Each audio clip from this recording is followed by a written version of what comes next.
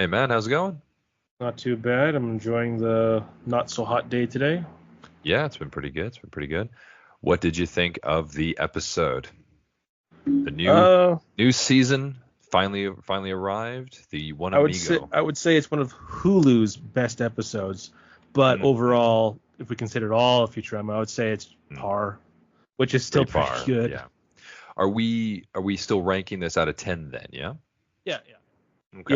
yeah. I'd give it a nice solid 7, maybe a Mm, little less, but just because the subject of the whole episode is NFTs, which I think are stupid in real life, and it's and also outdated. It's it's outdated even outdated. It's for it's even for this. Yeah. 2024. Hmm. And NFTs were big, I think I'll say around 2018. I remember them pre-COVID, so I could be very Sure. wrong on this what specific date, but the importance of NFTs I remember being around 2018. Yeah, okay. Well, let's get into the episode. So like the brief idea of this episode is Bender is interested in NFTs because the kids of the Planet Express crew are making pictures in order to sell NFTs. And Hubert, as Dwight, yeah, Amy's kids, can't Amy's remember all their three of names. Amy's kids except for the baby, I guess. She takes the picture. Yeah. But yeah, and then yeah, Dwight, Hubert, yeah, and then those ones. Everybody except for like Tinny Tim, I guess. But Tinny Tim's not really part of their group, so he doesn't belong there. Oh, But Tiny yeah, Tim all is he? no, no, he's not in it. No, he All because right, he's sorry, not sorry. he's not a child of the crew, right? It's just those guys. So anyway, this episode has them drawing pictures because they're going to sell these NFTs. And so for people who don't know NFTs, what is it? It's called I non-fungible don't token or something like this. That's what they stand for. don't ask me. Like I said, Yeah. I don't care about NFTs. The the basis of an NFT is basically owning the concept of something, but you don't own the image of it per se, and it has something to do with blockchaining, which yeah, I'm not going to get into the information of this because that's or the description of that because that is way too complicated. I think it's They make a lot of fun of it in this yeah, TV show. They really are beating a dead horse with it, in my yeah, opinion. it's a little too And much. And well, the yeah, basis of it is that it's so complicated to understand that either you get it or you don't. And I think that's kind of the joke of the episode. So anyway, that's like the main thing. Bender does yeah. this because it's also proven to be kind of a scam, right? People can Oh like yeah, yeah. do this kind of stuff, right? So he does it under the guise of making a lot of money. They do this, but then because the Museum of Modern Art buys his NFT, therefore owns the concept or something, I don't know. He's kind of upset by it, and therefore he goes on a spiritual adventure, and then this goes into him returning to Mexico, where he actually meets his family, so on and so forth. And there's a B plot about the Planet Express crew, some of them trying to get the NFT back for Bender. Which I honestly prefer overall, like because it's the crew doing crew stuff. It's Mm, missing Bender, but it's yeah. the crew doing crew stuff. You know what? I actually put that on my con side. I thought the B plot was actually the worst part. I preferred the Familia side. It did have something to do with NFTs, which I think you Yeah. both and I agree that it's stupid, The but NFTs are it's probably the bad side. Yeah. yeah. Yeah, which I Yeah.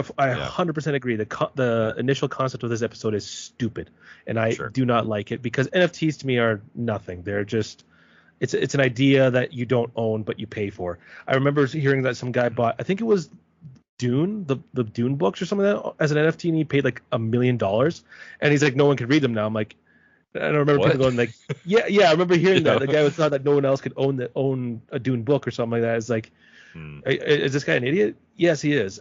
It was Yeah. something along the lines of that. I just remember like, no, you don't own it. You just paid Sure. money to not own something. Yeah, Good luck. it's very strange. It's very strange.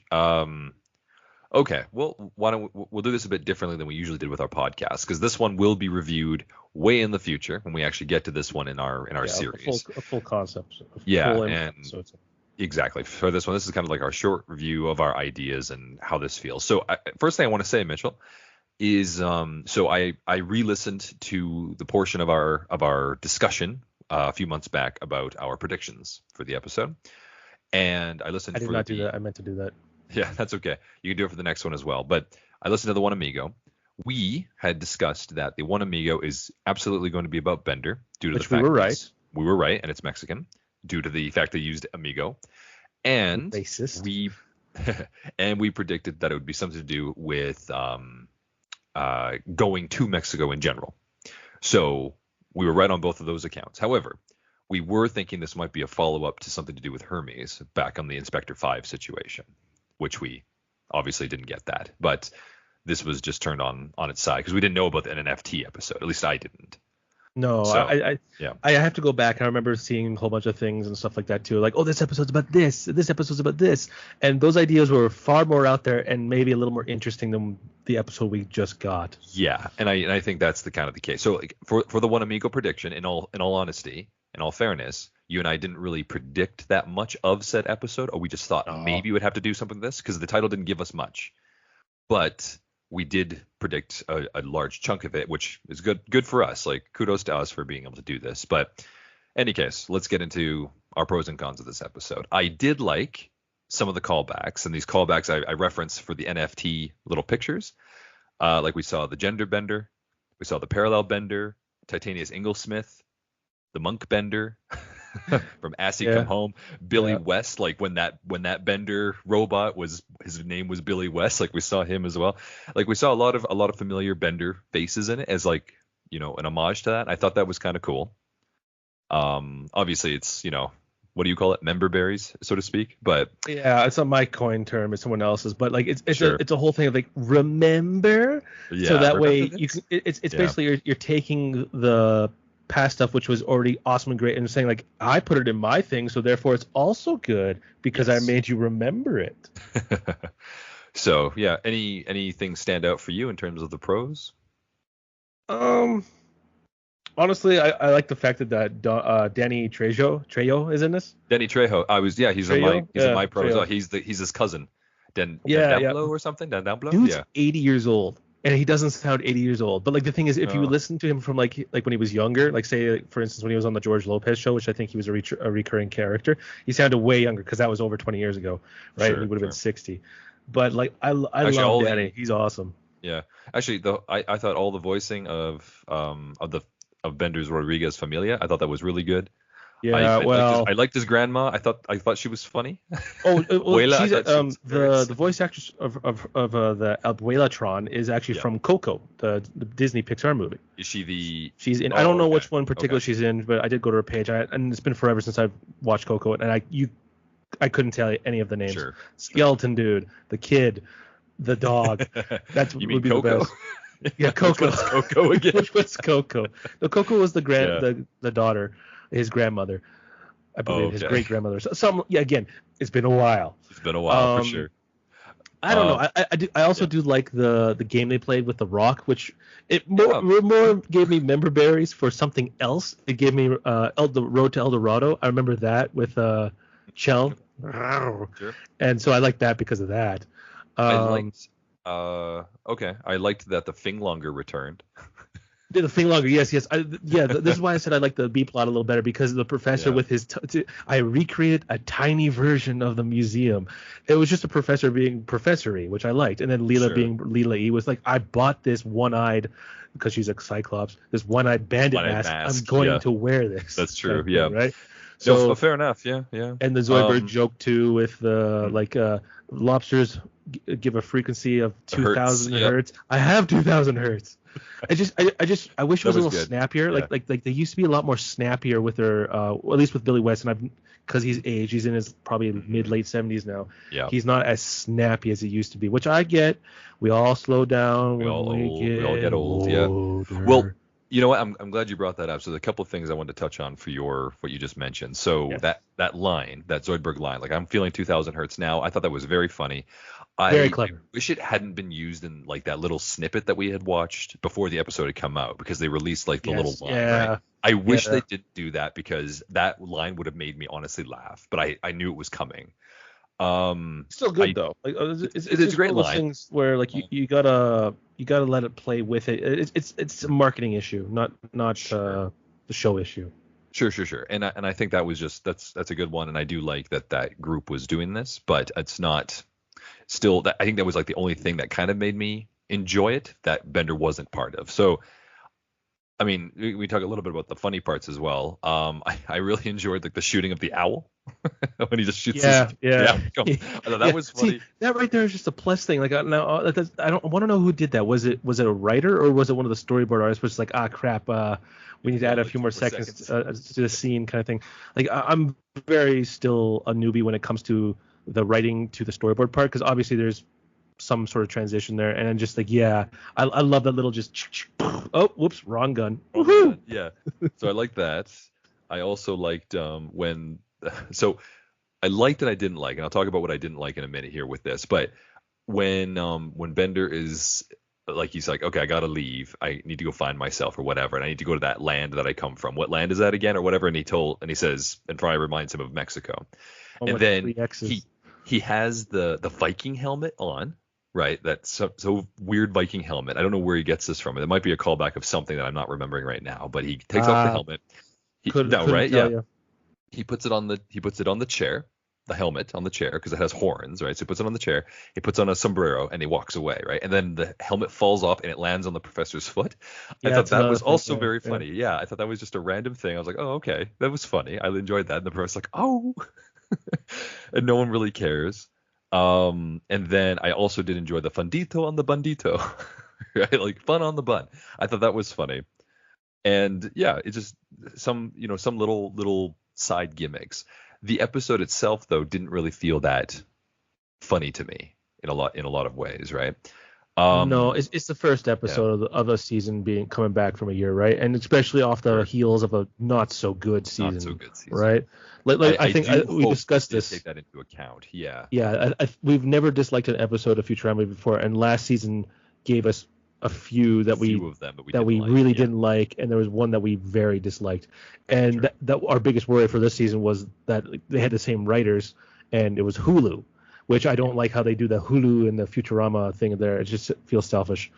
And this episode, I had low expectations just because from last season, so I did enjoy it though. Like I said, I give it a solid 6.5 to 7 out of 10 Sure, sure. overall out of Futurama. I would give this an A plus though for from last season to this season. It was A plus Mhm. because it wasn't stupid, with some few minor things, Yeah, which every actually, episode has. I think we should also throw in here, like for anybody who wants to know the show, oh, like we can say spoilers, I suppose, as well. Like this episode does not contain any political things, which is great. No political agendas whatsoever in this episode. It's not. We It could does. add It it does by have saying real they did world. hire non-voice actors to play Mexican people or Latino people. I I'd say. guess they did. Yeah, I guess back Which in the day also maybe, but they we have the could bring money it now. we could bring it back to also like why is Bender still played by a white dude? Why do they Sure. have to, it just because normally what they would have done was probably get Tris McNeil to play his grandmother, which would have been awesome and Yeah. great. Well, I But think instead that's they hired also. a different person to do it, which is fine. I'm not against that by any Yeah, means, well, I but think just that's also to do with the budget, though. Back in the day, they did not have the budget to hire like famous celebrities or famous people all the time. At least they couldn't play more than just like one character, right? I'll agree with you Now, on especially with that. Hulu, right, they have the money to back it up now, and especially with I everything they don't think have. that's So true though, man. I think it is. I mean, why? Why wouldn't you say it's true that they don't have the money? It's just streaming versus TV back in the day. I don't quite know, but like streaming is different because you get X amount per month with minus or plus subscription. But And who owns the, but I, who owns Hulu though? Disney, right, right, Right, right. and so And they have Disney's they have just lots throwing of money. money and they're losing it and they don't know why. Yeah, they can back it up there. But whatever the case, I would say that's probably what it is with their voices. And honestly, speaking of voices, I would say that's actually one of the cons of this, and this is especially with Billy West, unfortunately, because it Smitty, is Smitty, Fry, and I didn't Zoidberg. think he didn't sound so bad to Fryer Zoidberg. A little, like I said, like he's just not as snappy, which is fine. Yeah, well, His age Fry thing, had but three Smitty did lines. sound pretty bad. Fry had 3 lines, so I mean, there's not much there. Zoidberg had maybe a couple. Smitty had a couple. The professor spoke fine, but I can tell now when the professor speaks, it sounds a lot more like Fry now because Fry sounds a lot more older. So that one I did know. And also like Earl being still voiced by Kevin Michael Richardson now. He replaced John DiMaggio. That is in Yeah, I this. didn't like You can that. definitely hear it. Um, but yeah, it's unfortunate, but that's just the way it is. I will also say, just as a side thing for another pro, I thought was a clever joke was because they talk about like the Aztec Empire and like the Mayan Empire and all this kind of stuff. There was the nanotech of the 2200s. I thought that's pretty clever. So if you don't know nanotechnology, like little robot things or whatever, it's pretty interesting that they The did size that. of a nanometer or whatever, right? Very, very tiny robots. Yeah. So I thought that was really good. Also, honestly, the thing that makes this episode a 6.5 on my end, because that's what I would rate it, is Bender's feelings towards his mother, right? Doesn't really have any reason. Like, there's no reason to bring up the mother aside from like the beads thing. But also there's no resolution to this family. Like they knew that they were going to kick him into that thing if he won. Like his cousin clearly tricked him into winning. Yeah, that I when I first saw them, like, wait, what's going on here? Because like they didn't, Yeah. because Bender's quite the scoundrel, right? And his grandmother as is quite the scoundrel. Is also a scoundrel. Right? Yeah. But no one else in his family is openly being portrayed that way. Except for his cousin, a little bit, right? Because they're Doblando, Doblando, yeah. I wish they kind of showed it a little bit more, that he was like Bender, where he would like say like steal something off of Bender or something like that. It's like, hey, you must be my cousin or something like that, right? Yeah, Like, I think it would have made more sense if the grandmother yeah. did that, right? Or like I know she couldn't play with them, but if the grandmother did said something to him like, "Oh, we could really use you to," she does say something like, "You would bring a lot of honor to our family if you played and you won," or something, right? But then she still has her cousin play, so like Bender would have won had the cousin not joined, and then it still would have had the same outcome, right? But I don't know why.